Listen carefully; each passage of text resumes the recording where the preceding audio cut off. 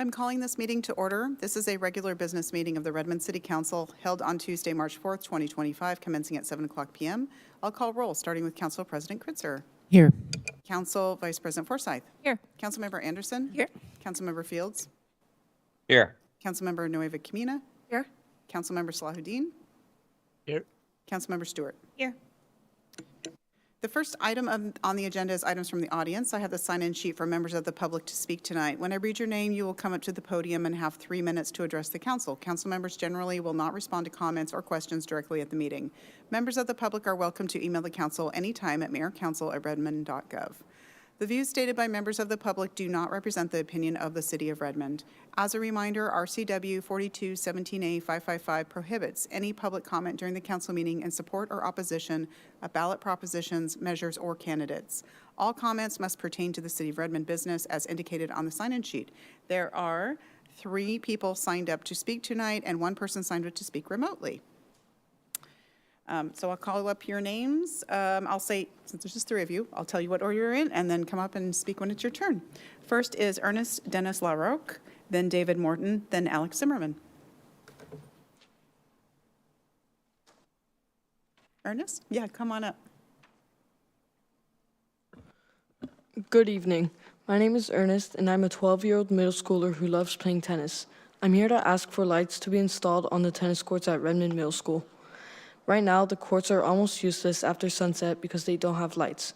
With the tennis courts at Reservoir Park unavailable for many months due to construction, it's even harder for people in our community to find places to play. It's frustrating because other public courts like those at Perigo Park and Grasslawn Park have lights with timers. Why can't the Redmond Middle School courts have the same? It also doesn't make sense that the middle school parking lot has lights on all night long, but the tennis courts stay dark. This makes it impossible for students, families, and community members to use them in the evening. These courts aren't just for the school.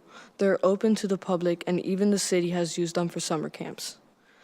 Adding lights would make a big difference, especially for kids like me who want to play tennis after school or families who work during the day. It would also show that our city values providing equal access to recreational facilities for everyone. Thank you for listening, and I hope you'll consider making this small but important improvement for our community. Next is David Morton, then Alex Zimmerman. Good evening, council members and mayor. I'm David Morton. To achieve community-wide carbon neutrality in Redmond by 2050, consider these strategies. In transportation, expand sound transit light rail connections throughout the city. Convert municipal vehicles to electric. Implement car-free zones. Create protected bike lanes. Incentivize EV adoption. And develop transit-oriented neighborhoods around transit stations. In building efficiency, mandate energy retrofits for existing buildings. Require all new construction to meet net zero energy standards. Implement energy codes that exceed state requirements.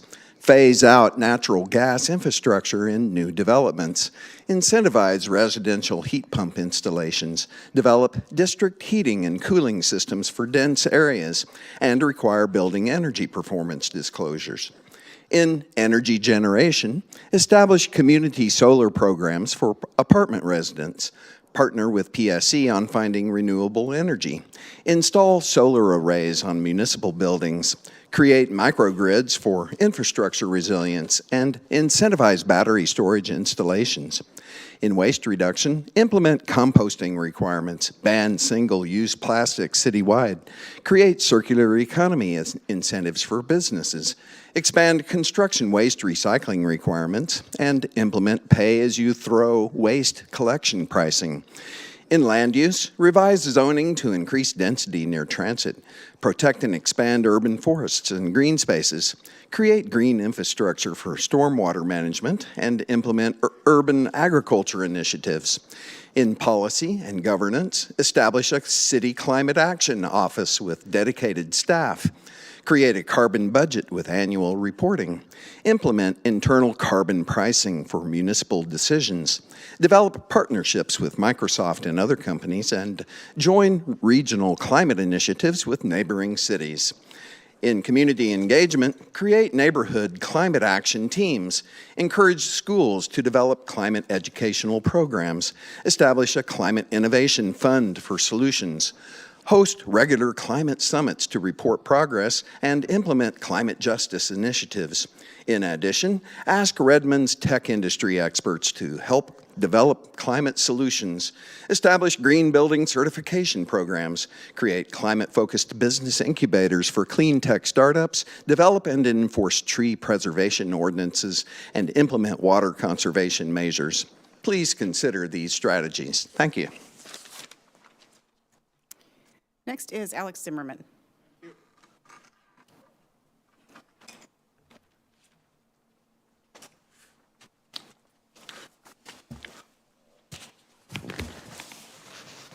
Yeah, Sie Heil. Thief, bandita, and killer. My name is Alex Zimmerman. I'm president of Stand Up America, support Trump for 10 years in every my election, and MAGA member. Mr. Zimmerman, a part of our rules is that you cannot talk about candidacy, which you just did. And according to our rules, if you break our rules, once you were suspended for 28 days, the next thing is if you further engage in activity that violates these rules within 60 days after the termination of the exclusion period, an additional exclusion from future attendance meetings may be issued for up to 90 calendar days. So I'll ask the council if they're interested in suspending Mr. Zimmerman for an additional 90 days. I move to suspend Alex Zimmerman for the next 90 days. Is there a second? Second. It's been moved and seconded. Is there any discussion? Seeing none, this will be a roll call vote, starting with Council President Kritzer. Aye. Aye. Aye. Aye. Aye. Aye. And that passes 7-0. Thank you, Mr. Zimmerman. You have been suspended from our next set of council meetings for 90 days, and you will receive a letter in the mail. This is exactly what I'm talking right now. One person has signed up to speak remotely. That is Mr. Paul Quinn. Can I ask, Mr. Zimmerman, it's time for you to leave the council chambers. Yes, I go for 10 years for election. Yeah, I go. Nazi pig.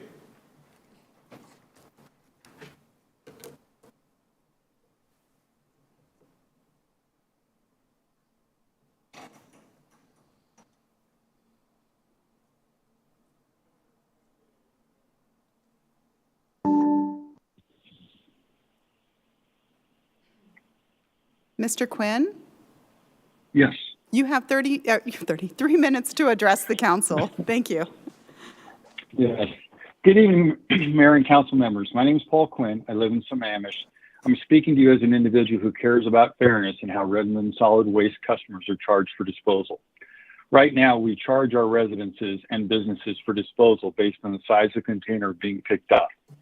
The effect of this message is to say that we don't care about how much you put in or divert from the landfill. This approach is unfair as it charges all people based on the size of the container rather than what's in the container. And we know this is wrong as our water, gas, and electricity charges are all based on what we use rather than on the size of the wires and pipes connecting us to service. I provided you a handout, several handouts. Handout number 1 shows a graphic of the trend of the monthly cost for garbage disposal for your single-family residences. It continues to go higher and higher. What's worse than this trend line is the city doesn't allow residences or businesses to reduce their costs for disposal by properly diverting materials for recycling and compost. In fact, the unfairly increased cost to folks who work hard sorting recyclables and composting food scraps by charging them the very same as others who are indifferent. It's unfair and it's wrong, and it can and should be changed by weighing the refuse each customer creates. To begin this change, I recommend a pilot program called Smart Disposal, which will help significantly improve the city's diversion rates. Handout number 3 outlines how Smart Disposal works. Smart Disposal weighs each container picked up by the hauler at each stop.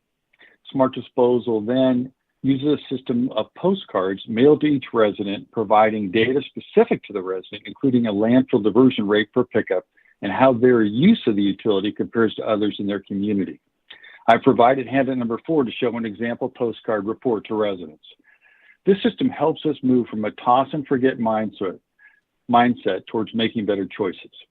We all know feedback through measurement works because our water, electricity, and gas are metered and help us to moderate our use. Smart disposal provides the meters our disposal utility needs. What I recommend to you today is the city conduct a proof of concept study on the feasibility of smart disposal. I provided you a proof of concept project plan showing that for about $50,000, the city can demonstrate that the contents of residential containers can be weighed with accuracy and efficiency with no extra work needed by the hauler's driver. This cost could be shared with the nearby city. Metering and reporting to residents what we dispose of at the curb provides fairness to help us abate the increase in cost of disposal. This council should support fair pricing for our disposal utility. Thank you very much. Thank you. And items from the audience is now closed. Our next item of business is the consent agenda. Is there a motion to approve the consent agenda? So moved. Is there a second? Second. It's been moved and seconded. Are there any items to be removed from the consent agenda? Seeing none, this will be a roll call vote, starting with Council President Kritzer. Aye. Fields, aye. Aye. Aye. Aye. Aye. And that passes 7-0. Our next item of business is Ombuds report for the month of February. We have Council Vice President Forsyth, and for the month of March, we have Council President Kritzer. So we'll start with Council Vice President. Thank you, and bear with me. This is the entire month since we had only 1 or 2 days at the beginning of the month, and then now I'm catching us up. So received a contact about events happening in DC and the resident wanting to feel supported in our community. Received a contact about unincorporated Redmond resident user of the Redmond Senior and Community Center and the pay rates. Received a contact on utilities billing and issues and feeling like we're going backwards. Received a contact about how we are not closing the sidewalks during construction and how the new policy is working, and we just don't have any data on that yet, given it's only been a couple of months. Someone frustrated about the sidewalk closure. Another contact about youth asking how to get involved with council and our meetings. A resident who had not received a contact back about a pothole and vehicle damage. A contact about support for Safer Street Action Plan and no turn on red, as well as geometry standards for narrower streets. A contact about support for immigrant communities, given the national happenings. Support for our trans and LGBTQ community. Received an email about rooster keeping from a 5th and 3rd grader, which was very cute, and I think everyone should read it, and maybe we talk about that at talk time. And received contact on, sorry, trying to read my own handwriting here, public comment from high school sophomores about peer pressure, and also highly recommend everyone give that a read as well, asking for therapist resources once a month. And that is it. Thank you. Great, thank you so much. Council President. We've only had a few days in March so far. We received a message from a concerned community member wanting to make sure that we're doing outreach to especially our community-based organizations and community members who represent different facets of our immigrant community, and just responded back to note that that was a priority that was brought up within our council retreat recently, and that we'll be doing additional action in addition to what the city has been sending out in communications thus far this year. We just received an email about concerns about fees for building a new house. That one was also copied with the mayor on there, and the mayor's office will be responding. Made sure that Director Helland had seen that. We also got an email about some job training timing conflicts for high schoolers who want to volunteer at summer camps, and I made sure that that our Parks Director got that information, as well as I think it was sent over to customer service. So hopefully we'll be following up on that quickly.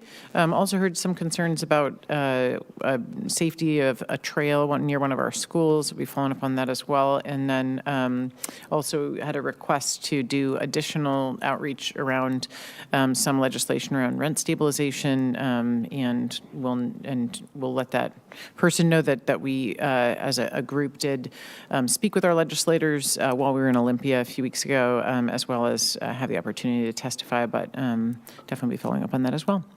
Thanks. Are there any other ombuds items to share this evening? Councilmember Stewart? Thank you. We've been kind of busy, and so I don't have a super well organized list for tonight. I will offer just a couple of things newly shared with the council this afternoon, and I'll go ahead and share with the public with more information to come. One of the items we worked on in our most recent budget was some kind of community firearm return program. So if you are a resident who may be listening and has either an unwanted or improperly stored firearm in your home and you're interested in disposing of that, we will have an exchange program on April 19th from 9 a.m. to noon here on the city municipal campus, and more information to come. And if it's something of interest to you, feel free to reach out to me and I'll pass along that information to you. I also had some outreach from residents regarding the impact of the recent energy bills from the cold weather we've been having. I do appreciate I was able to have a conversation with the mayor, and we were able to, or her team was able to push out some information about the subsidized programming we do have for those who are interested in converting to heat pumps in their homes. The council, as the council president mentioned, is interested and committed in our most recent retreat to being in community and really listening to what folks' needs are at this time. I was able to take a meeting with a community group with the council vice president, and also sat in on the Nourishing Networks meeting for Redmond. And I'm bringing this up just as an example to share actually how Redmond staff are embedded in the community organizing that is going on. My experience in attending the Nourishing Networks meeting was a community organization asking like, hey, our clients need this kind of food or this kind of baby product or this kind of gas card. And for the Redmond staff who, Alaric and Brooke, who manage all of our human services grant funding, to be able to be right there on the call and say, oh, you know who we funded for that? This person, this group, that group. And so I saw our Redmond staff really, really embedded into some of the most grassroots organizing going on, and demonstrating where the city is able to show up and help out our community all the time, but certainly right now I know there's a lot of interest. So thank you so much. Thank you. Any other ombuds items for this evening? Yes, Councilmember Nueva Camina. Thank you, Mayor.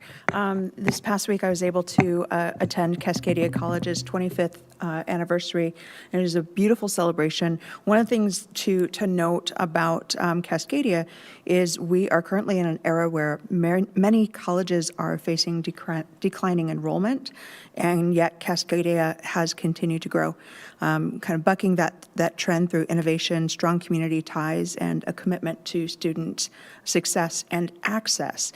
I bring up student access because Cascadia has partnered with the Together Center, which is right here in Redmond, and Cascadia continues to have a very strategic approach by making sure that all students have access.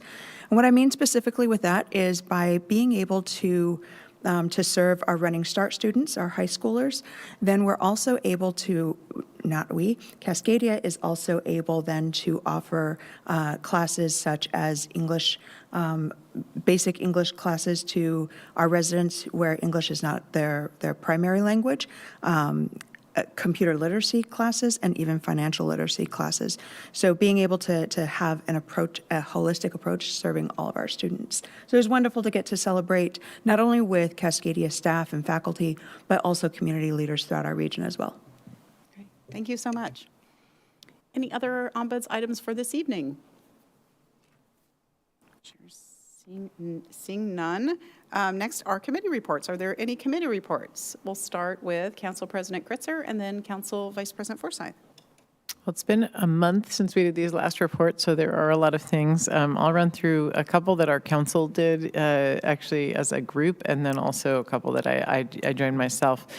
So last night, our council had a joint meeting with the Lake Washington School Board, and we had Councilmember Stewart, Nueva Camina, and Council Vice President Forsyth and myself there. It was really wonderful to be able to have some deep conversation with our school board around growth management, how we think about the growth we're planning for, and making sure there's enough school access for students there. We also had some great conversations around the community resource officer and how we think about safety in a variety of different senses and collaborate further on that. Had some good takeaways from that. I think we're going to start having a quarterly meeting to connect with the school board, as well as to have representatives from the city connect and report back, and then also be able to hopefully have some council members join the committee that does do some oversight around the community resource officers. So I'm really excited about the outcomes and just getting to learn and connect with our school board, since we hear so much from our community about youth and families in our area, and they serve such an important role. And we also talked a lot about the ways in which the city and the school board collaborate together already, and just look forward to seeing more of that. And I imagine other council members will have thoughts on that, but just wanted to open that up. I'll also note that our council, in the time since our last business meeting, attended the Association of Washington City Action Days in Olympia, where we both got to learn from other city leaders and experts about state level policy and have discussions about how that impacts cities. And we got to meet with our legislators and reinforce a lot of our city's priorities and encourage them to take good votes on that. We also talked. We also had our council retreat, and we spent a day really working through issues of how we can better work together, working on our council's priorities for the upcoming year, and really focusing on how we can reach out and serve our community during this time of great need. And lastly, I will just note, in terms of actual ones that I attended without the rest of the council, that I attended the 2 different SCA meetings in the last month. One that was our normal SCA meeting, and then we also had a mini retreat with the new executive director, Robert Feldstein. I'll note that at the SCA board meeting, one of the things that we looked at, but we didn't end up taking a vote on, was that SCA has the opportunity to appoint a new member of the King County Regional Homelessness Authority, a member that has lived experience with homelessness, and we felt we needed a little bit more information before we could take the vote on who would actually be the person to appoint. So at our next meeting coming up in March, we'll be making that recommendation. And then and then I'll just note that for SCA also tomorrow they're having a networking event in Renton, and Executive Constantine will be there, and a couple other interesting speakers. So encourage council members to attend that. And then we'll also just note that Council Vice President Forsyth and Councilmember Fields and I have had several meetings of the Tenant Protection Subcommittee, and are continuing to make some good progress in discussions with several of our staff as we review that and track state legislation around those topics. So we'll be giving some updates in committee going forward, but I did want to flag that we have had a couple of meetings to date. Thanks. Great, thank you. Council Vice President. Thank you, and thank you to my colleagues for flagging the ones that I attended with them, so I didn't have to. Real quickly, had an East Trail monthly planning meeting, and Council President and I had a meeting with our operations and emergency management staff to discuss some issues that Council's been concerned about, and that was productive, and we should see the results of those very soon. And then Councilmember Nueva Camina and I attended the Disability Board meeting at the beginning of the month, and that was great as per usual. Excellent. Any other committee reports? Councilmember Stewart.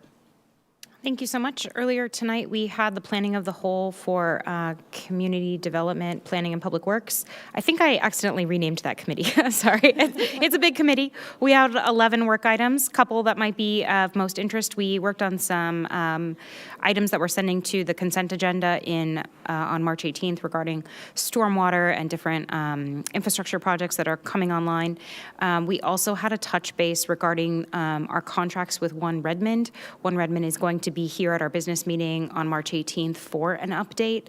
And there has been a little bit of public interest in parking management in our urban centers. We're going to later in Q2 or 3 have a report back from staff on urban centers parking management, the existing conditions, and a lot of great data has been collected, and all of that is being collated now so that we can have a better understanding of the status quo before we begin implementing some new strategies to address some of the challenges that folks have been experiencing.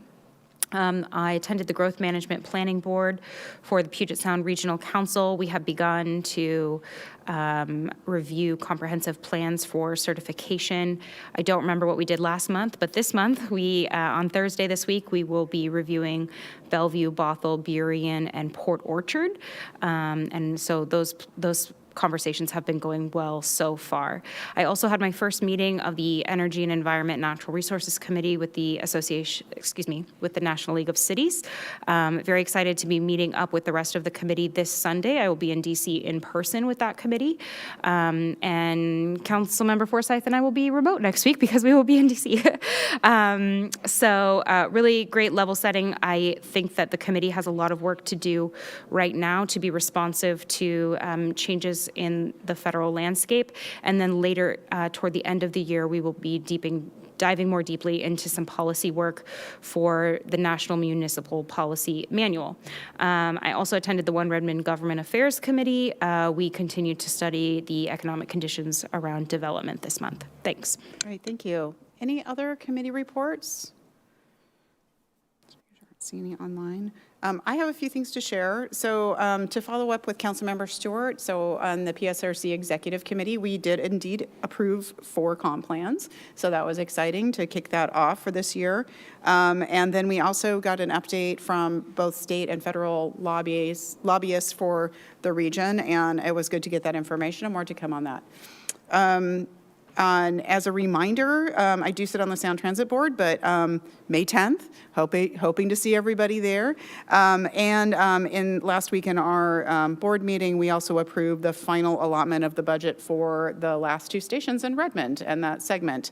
And we will continue to be under budget for that, which is pretty exciting. I can't say we're on time anymore because the pandemic and the concrete strike pushed us out, but I'm pretty excited that we were able to still stay within budget on that by a decent amount, so that's great.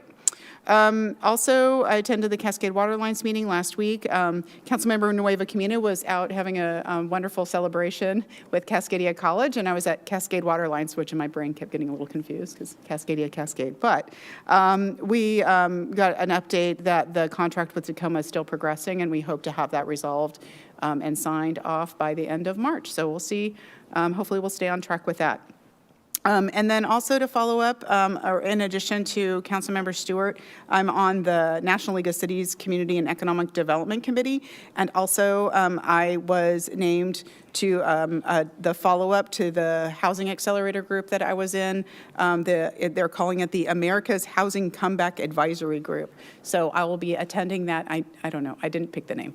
I will be attending that, actually flying into DC for a couple of days to attend that meeting as well on the front end of NLC. So pretty excited to be part of that group again and looking forward to see what kind of movement we can make in the housing arena nationally. So pretty exciting.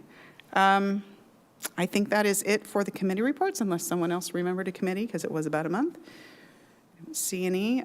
Next, we have no unfinished business, no new business. Our last item on the agenda is an executive session to discuss labor negotiations, RCW 4230-144B, for 20 minutes. Action will not be taken following the executive session, and the meeting will adjourn at, I'm going to give us a minute to get over there, at 7:50. Per state law, the executive session is closed to the public. Executive session participants attending remotely, please leave this meeting and join the executive session Teams meeting. Thank you.